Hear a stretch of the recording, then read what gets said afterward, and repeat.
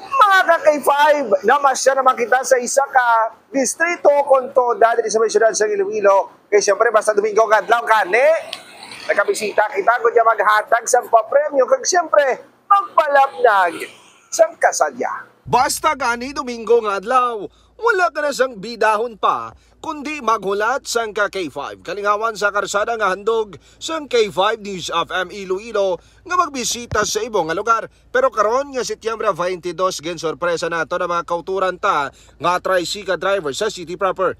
Bisan nga wala sang masyado sang pasahero kag pigado ang kitay, pero game na game naman sila sa aton nga pahampang nga Pepore. Tanawa ba na si nanay ho? Bisan kapoy na puno pa sang kalipay ang nawong.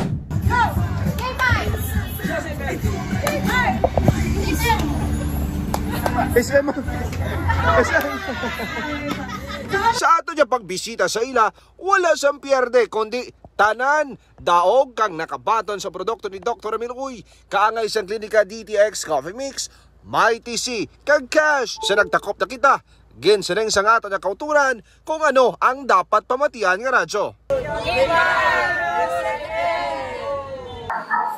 Di wala mga K5, nakita niyo kung paano sila nangin malipay, nagpasalamat, kag mga siyempre mga ihom sa ilang nawang kay ti amo ng handog sa K5 kalingawan sa karsada nga handog sa K5 News of Iloilo. Bantayan na naman mga ka-K5 sa masunod ni Domingo, kundi naman kami maga-sorpresa ka maghatag sa papremyo ka magpalapnag sang kasadya.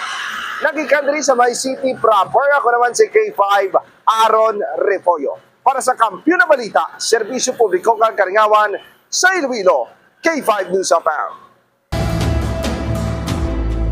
Ang ining balita ang ginadulong sa inyo sang DTX Coffee Mix. Himo sa natural nga sangka pareho sang amarkuso, chia seeds, sugared cane extract powder. DTX Coffee Mix. Nakakapi ka na, naka-detox ka pa. DTX Coffee Mix. Mabakal sa mga butika.